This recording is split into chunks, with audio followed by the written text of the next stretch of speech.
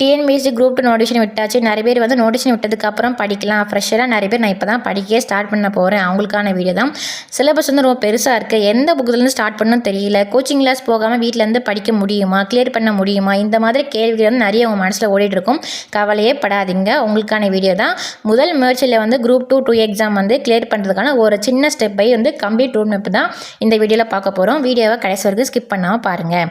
First வந்து step 1 என்னது அப்படின்னா exam pattern plus post difference. அதாவது முதல்ல வந்து குரூப் 2 அண்ட் 2Aல வந்து இந்த ரெண்டுக்கு என்ன வித்தியாசம் அப்படின்னா தெளிவாக புரிஞ்சுக்கணும். குரூப் 2 அப்படின்னா வந்து இது வந்து இன்டர்வியூ போஸ்ட், அதாவது சப் ரிஜிஸ்டர், முனிசிபல் கமிஷனர், இந்த மாதிரி எக்ஸெட்ரா போஸ்டிங்லாம் உண்டு. குரூப் 2A அப்படின்னா வந்து இது வந்து நான் இன்டர்வியூ போஸ்ட், அதாவது senior inspector, audit assistant, executive officer, இந்த மாதிரி எக்ஸெட்ரா போஸ்டிங்லாம் உண்டு. ரெண்டுக்குமே என்ன டிஃப்ரென்ஸ் அப்படின்னா ஒரு டிஃப்ரென்ஸ் இல்லை. ப்ரிலிம்ஸ் எக்ஸாம் ஒன்று தான், சரிங்களா? போஸ்டிங் தான் வேறு வேறையாக இருக்கும். ஆனால் இது நான் இன்டர்வியூ போஸ்ட்டாக நான் இன்டர்வியூ போஸ்ட்டாக அது மட்டும் தான் டிஃப்ரென்ஸ். அதுக்கப்புறம் பார்த்தோன்னா எக்ஸாம் பேட்டர்ன் பொறுத்தவரை ரொம்ப எளிதானது என்ன, மொத்த கொஷின் வந்து 200 கொஷின், அதில் வந்து 300 மார்க் மொத்தமாக. ஜென்ரல் தமிழ் இங்கிலீஷ் பொறுத்தவரை வந்து 100 கொஷின். அதாவது நீங்கள் தமிழ் படிக்கணும்னாலும் சரி, நீங்கள் இங்கிலீஷ் படிக்கலாம், உங்களோட விருப்பம் தான்.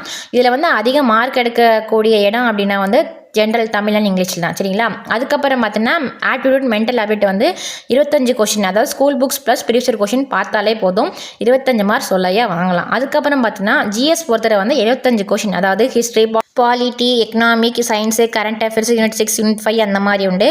ப்ரிலிம்ஸ் பாஸ் பண்ணால் தான் மெயின்ஸ் எக்ஸாம் எழுதணும். ஸோ புதுசாக வரவங்க ப்ரிலிம்ஸ் பாட்டை வந்து முதல்ல நல்லா மைண்டில் ஏற்றிக்கோங்க. அதுக்கப்புறம் பார்த்தீங்கன்னா ஸ்டெப் 2 என்னது அப்படின்னா சிலபஸ் ப்ளஸ் சமச்சீர் புக்ஸோட ரோட் மேப்.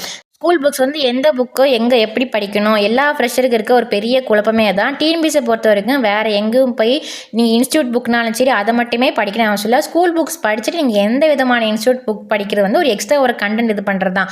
ஆனால் இன்ஸ்டியூட் புக்கு மட்டுமே படிக்கிறது வந்து அது ஒரு தவறான விஷயம். ஓகேவா? ஏன் அப்படின்னா வந்து இப்போ நீங்கள் ஸ்கூல் புக்ஸில் பார்த்துட்டிங்க அப்படின்னா இன்ஸ்டியூட்டில் ஒரு தவறான கொடுத்துருக்காங்க அப்படின்னா ஸ்கூல் புக்ஸ் தான் பெஸ்ட் இம்பார்ட்டன்டான ஒன்று.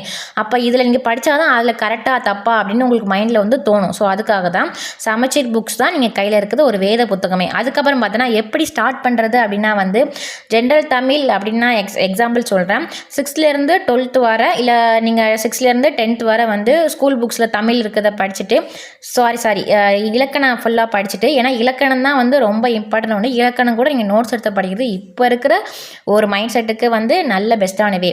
அதுக்கப்புறம் பார்த்தீங்கன்னா ஆப்டிடியூட் வந்து கணிதம், அதாவது ஸ்கூல் புக்ஸில் இருக்கிற கண்டென்ட்டை பார்த்துட்டு அதுக்கப்புறம் வந்து சிலபஸில் இருக்கிற கண்டென்ட்டை ஃபுல்லாக பார்த்துட்டு ப்ரீவியஸ் கொஸ்டினை ஃபுல்லாக பார்த்தாலே 25க்கு 23 சுலபமாக சூப்பராக எடுக்கலாம். அதுக்கப்புறம் பார்த்தீங்கன்னா ஜென்ரல் ஸ்டடீஸை பொறுத்தவரை ஹிஸ்ட்ரி, பாலிட்டி, யூனிட் 8, யூனிட் 9 அந்த மாதிரி புக்ஸ் வந்து முதல்ல முன்னுரிமை கொடுங்க. எக்கனாமிக்ஸ் அந்த மாதிரி, ஓகேவா?